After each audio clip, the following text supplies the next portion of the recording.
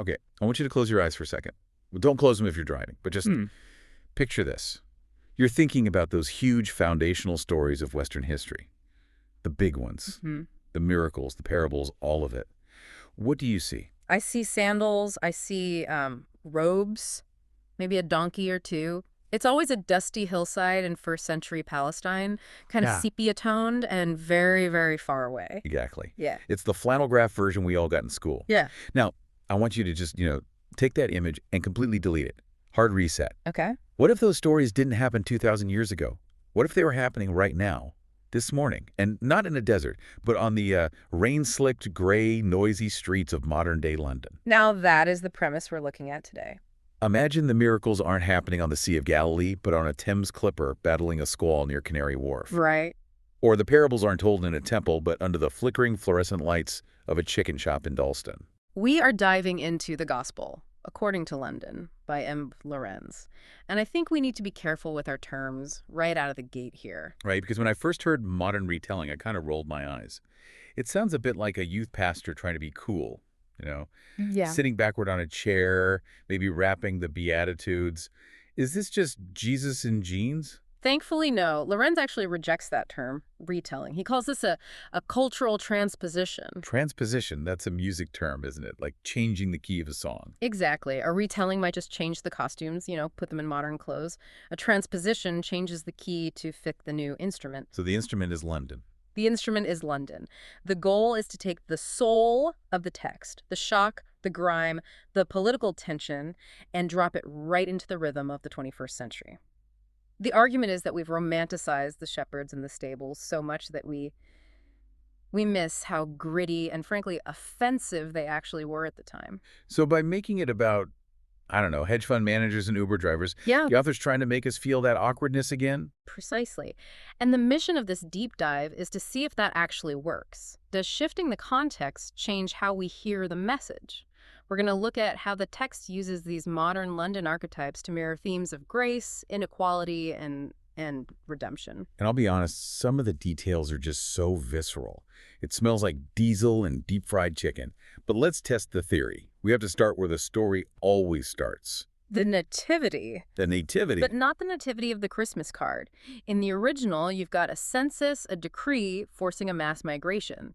In this version, the setting is a lock-up garage in Peckham. At Peckham, which, for anyone listening who doesn't know London, is, well, it's vibrant, but it's definitely not Buckingham Palace. No, it's a place of real life, of struggle, and instead of a carpenter, we have Joseph, a laborer on the Crossrail project. Which is such a smart update. I mean, Crossrail has been under construction for what feels like a century. It just implies this hard, endless modern work. And the reason for their journey isn't a decree from Caesar Augustus. It's a decree from HMRC about self-employment registers. Oh, wow. They have to return to their borough of origin to sort out their tax status or they'll lose their contracts. That actually made my blood pressure spike just reading it. It captures that modern anxiety of the gig economy. The original story has this big tyrannical emperor, but for us, the tyrant is usually bureaucracy. Yes. It's not a majestic journey. It's an administrative headache. It really is. It completely strips the majesty away. So they get to Peckham, and predictably, everything's booked, everything's priced out. No budget hotels, no hostels, just a crowded, rainy night. And a security guard takes pity on them and opens up this lock-up garage. And this is where the detail gets so gritty, the major. It's not a wooden crib with nice, clean straw. No. The text says it's a plastic storage box for vegetables. And Joseph lines it with wood shavings and pages of a discarded Evening Standard. The Evening Standard. That is such a specific London touch. You can just picture the headlines. Probably something about property prices or tube strike peeking out from under the baby. It feels almost, I don't know, disrespectful. It feels desperate, and that's the point. Now think about the shepherds. In the first century, shepherds were at the bottom of the social ladder. They were dirty, untrusted. Right, they were outcasts. So who is the equivalent today? In this book, it's the lorry drivers. Of course. They're sitting in a transport caf near the Old Kent Road, waiting for the next shift, drinking tea. They're the invisible workforce that keeps the city running while everyone else is asleep. And the angel's appearance. It's not some choir and a harp solo. No, it interrupts the sports results on the radio. The text describes it as a celestial grime beat that just takes over the frequency. The fluorescent lights in the caf start flickering in time with it. That sounds like a scene from a sci-fi movie. Or maybe a hallucination from lack of sleep. It's meant to be disorienting. The messages: today in Peckham, your savior has been born. By placing it there among the diesel fumes and the fry-ups, it's hammering home that core idea. The divine shows up in the working-class heart of the city, not in a Chelsea mansion. It grounds the sacred in the absolute ordinary. Or even in the grime, as you said. But okay, setting the scene is one thing. To really sell a London Jesus, the actions have to fit the lifestyle. Let's talk about the miracles. The signs, as they're often called. Right. But if you do a miracle in London today, people are probably just going to film it on their phones and keep walking. Or assume it's a marketing stunt for a new energy drink, a viral activation. The book actually plays with that skepticism. My absolute favorite example of this has to be the wedding in Shoreditch. Obviously, this is the water into wine story. And wedding at Cana, yeah. Yeah. But the transposition here is, it's just hilarious. It's a proper hipster wedding. Exposed brick, neon signs, you know the vibe. The groom definitely has a mustache wax budget. Almost certainly. And the crisis isn't that they run out of wine, they run out of craft beer and Prosecco. Which, let's be honest, in that social circle, that is a catastrophe, a massive faux pas. The text says the bride's uncle got the postcode wrong, a classic London error, and ended up in Islington with all the moos. So Mary, who's helping plate up artisan sausage rolls, tells Jesus to sort it out. And I love how he does it. He points to those big generic office water dispensers. The big blue plastic tanks, the symbols of corporate hydration. Exactly. And he turns that stagnant office water into perfect, crisp craft lager. The reaction of the best man is what sells it for me.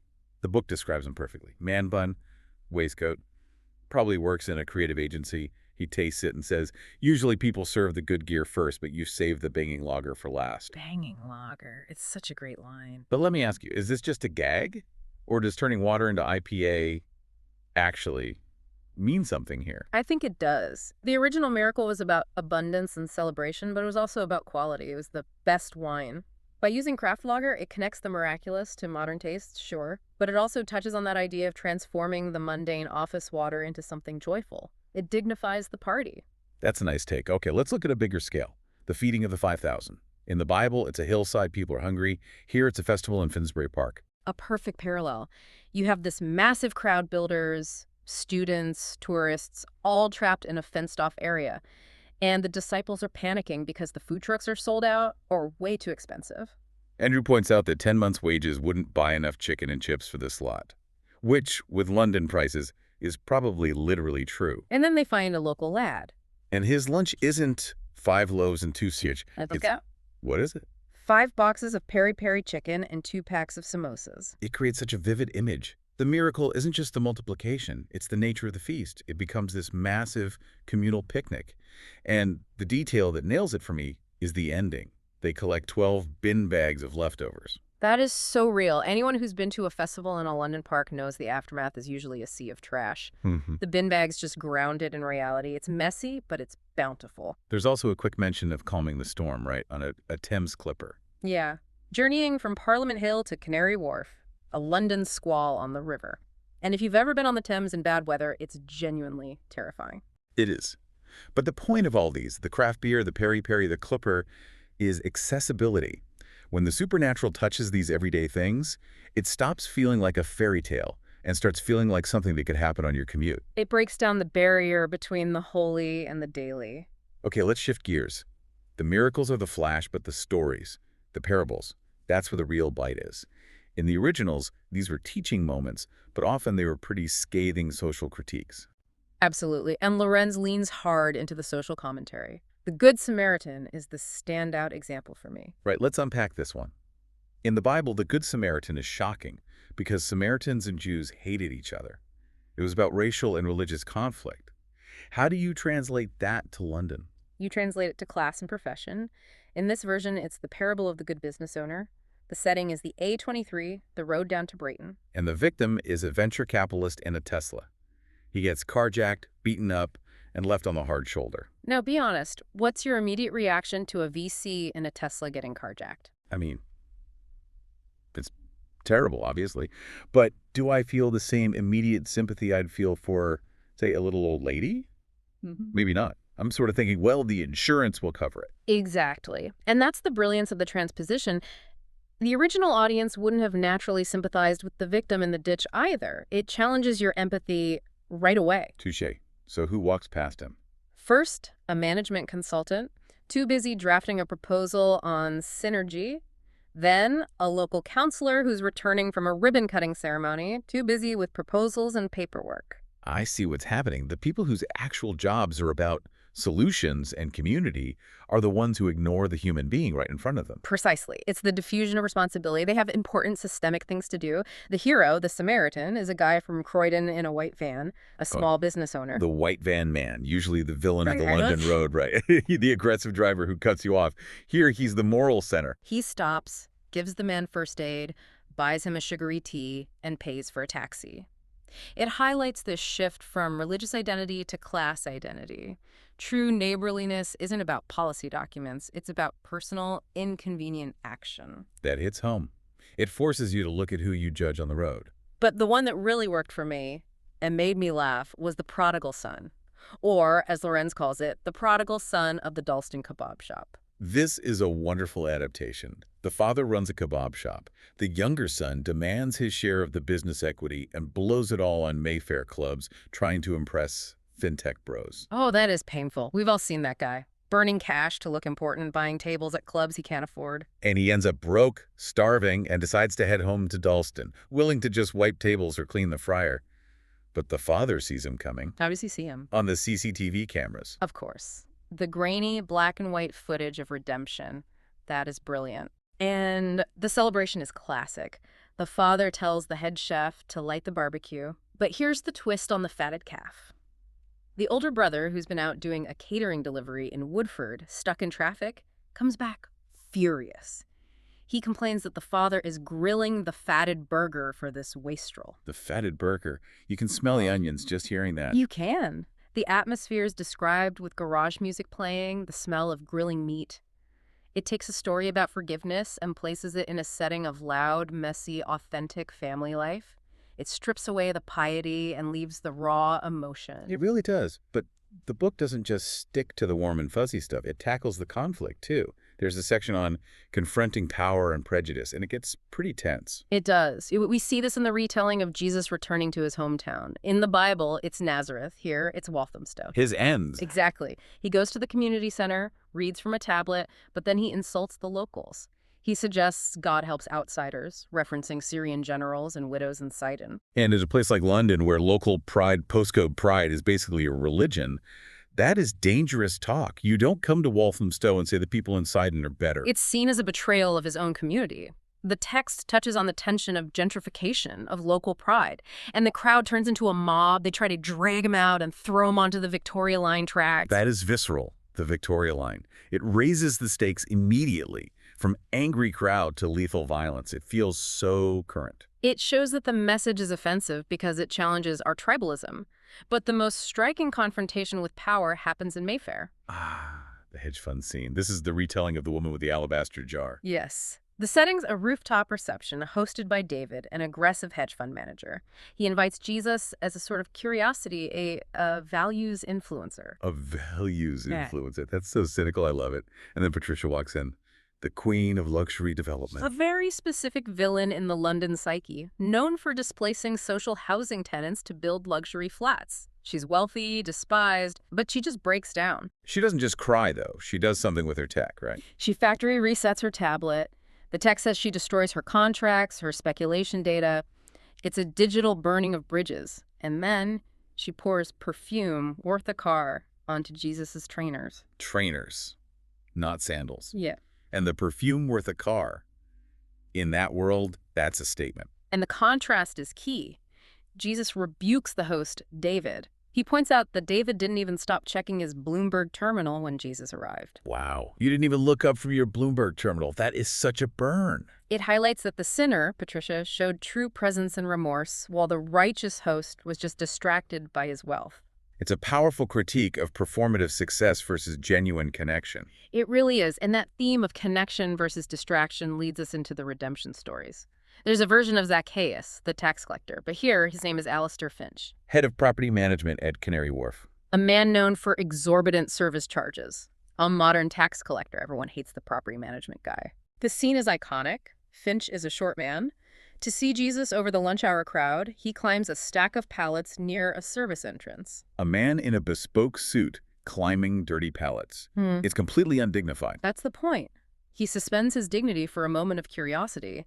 Jesus sees him, invites himself to Finch's building, and the transformation happens in the elevator. In the elevator. That's a great setting. It's usually such an awkward, silent space. Precisely. A confined space of transition. And before the door is even open to the penthouse, Finch commits to paying a living wage to all his contractors and repaying defrauded staff. It suggests redemption can happen right in the heart of the corporate machine. That's hopeful. But the story that really stuck with me, and I think it might resonate with anyone who drives, is the one at the motorway services.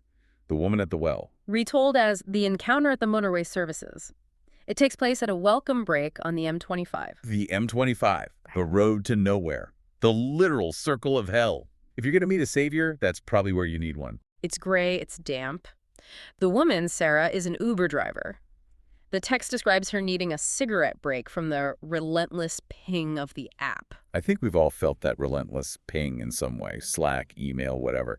So she meets Jesus on a concrete bench. And he asks her for a light. A light, not water. That fits the context so perfectly. They discuss living fire versus the burnout of modern life. They talk about scrolling, bills, loneliness, the kind of exhaustion that isn't just physical. So relatable, the burnout, the scrolling, the feeling you're just driving in circles. And Jesus tells her the answer isn't a destination or a new distraction. He offers a new direction. The text says she just drops her unlit cigarette. She finds the way right there amidst the traffic. And she goes back inside and tells a young man who's eating a pre-packed sandwich about it. It's such a small, quiet moment, but it feels huge against the roar of the motorway. It suggests revelation doesn't need a cathedral. It can happen in the fluorescent glare of a service station, smelling of stale coffee and petrol. So, what does this all mean? We have a nativity in a garage, miracles with craft beer, redemption in an elevator. Is it just a clever writing exercise? Or is there something more here? I don't think it's just an exercise. If you synthesize the whole journey, the book is arguing something very specific. That grace isn't a relic of the past. It's a force that's present right now on the Northern Line, in council flats, in late-night queues. That's a mirror, isn't it? Exactly. It serves as a mirror to the city.